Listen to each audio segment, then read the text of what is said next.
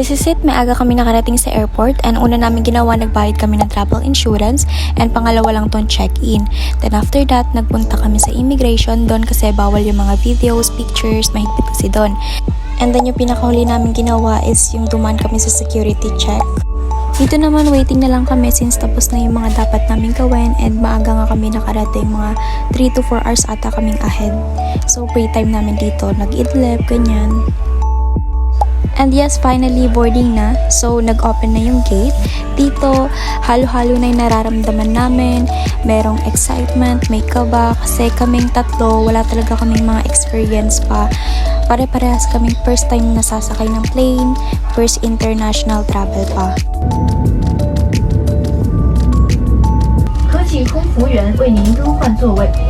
Dito nagulat kami kasi ang dami pang available na seats. Hindi talaga siya puno, as in. Kung alam lang namin na hindi pala puno to, di na sana kami nag-add ng payment para lang makuha yung window seat. Kasi usually ganun, kapag hindi puno yung plane or kapag marami pang seats na available na wala ka namang mga katabi, pwede kang mag-request na kung pwede sa window seat ka. Pero ayos lang kasi peaceful, hindi masikip at nakakakilos ka na maayos kasi wala kang katabi. Then dito inabutan kami nila ng papel na need namin sagutan para sa departure namin sa Hong Kong. Mga details lang naman siya ng flight and personal details mo din. And of course guys, syempre hindi pwedeng mawala to.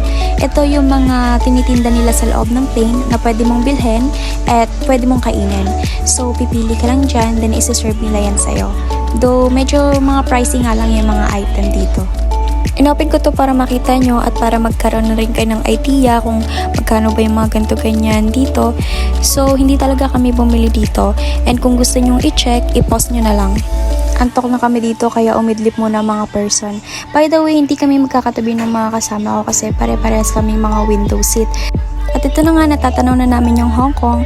Medyo malapit na kami nito kaya nag-prepare na din ako. Konting retouch, ganyan, para naman maayos tayong tignan kapag lumapag tayo, diba? It took 1 hour and 50 minutes nga pala, so almost 2 hours din yung naging biyahe namin bago kami nakarating. And syempre bago kami mag-depart, naiihi na talaga ako nito, so pumunta ako ng CR and para ma-check ko na rin kung ano itsura. Wow! Thank God, palapag na kami nito and we're safe, pero grabe yung turbulence dito.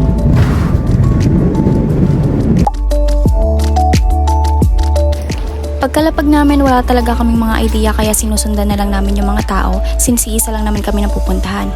And eto, dinaanan namin yung Hong Kong Tourism Board para manghingi sana ng Hong Kong night treats.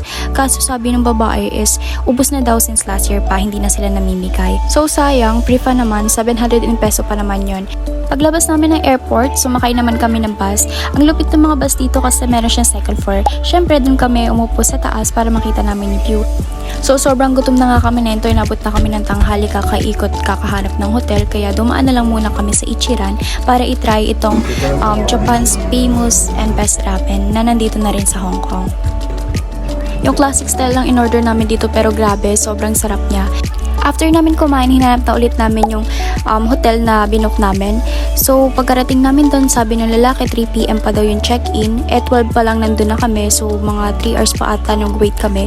Kaya ginawa namin, pinaiwan na lang muna namin yung mga dala naming luggage para makapag-ikot-ikot kami. We found out kasi na yung itinerary namin for day 1, yung city tour namin is walking distance lang siya sa hotel. So, ayun yung ginawa namin. Inumpisa na namin puntahan isa-isa.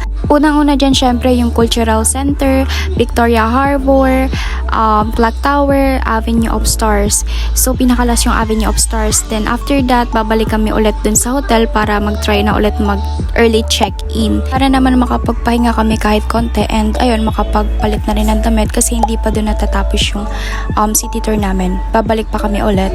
Babalikan pa namin yung Nalian Garden, Chilin Nunnery, and of course yung Symphony of Lights na famous din dito sa Hong Kong na pinapanood every night, which is yung mga pailaw ng mga buildings. Ito na nga, pabalik na kami ulit dun sa hotel and ito yung highway dun.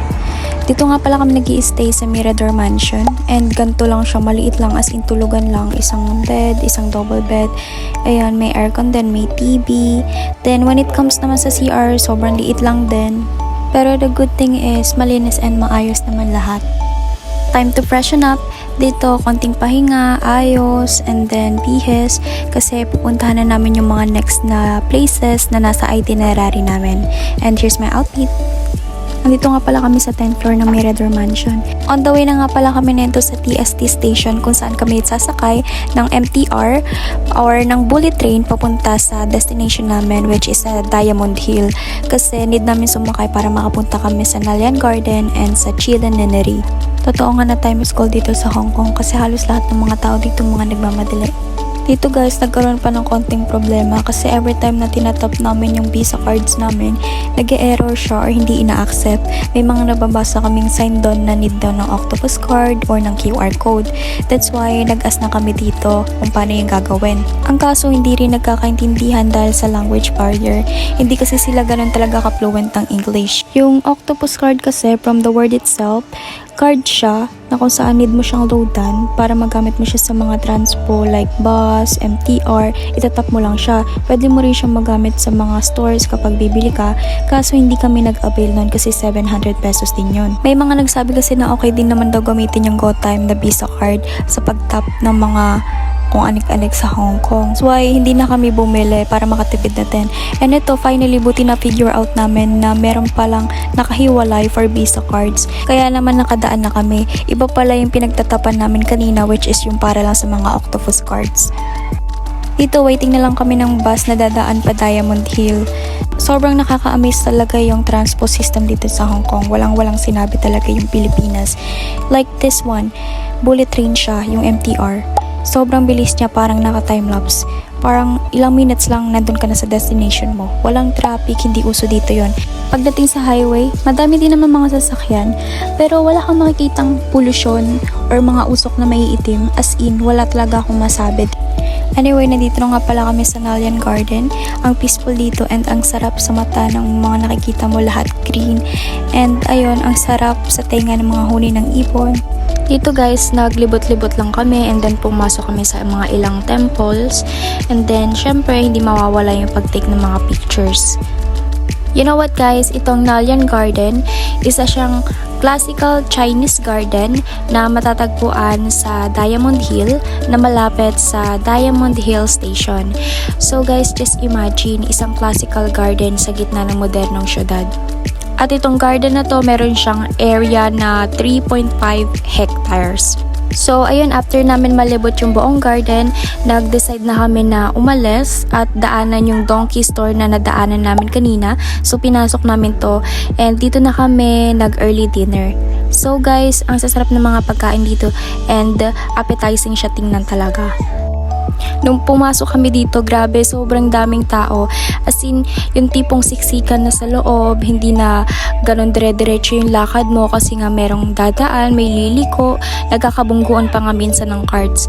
Ang dami palang namimili talaga dito kasi sikat tong donkey store. And as you can see dito guys, sa mga pinamili mo, ikaw rin yung kikilos or gagawa ng lahat. Self-service dito. So, ikaw yung magpa-punch, ikaw yung mag-iinit sa oven, ikaw yung magpa-plastic ng mga binili mo, mga ganun.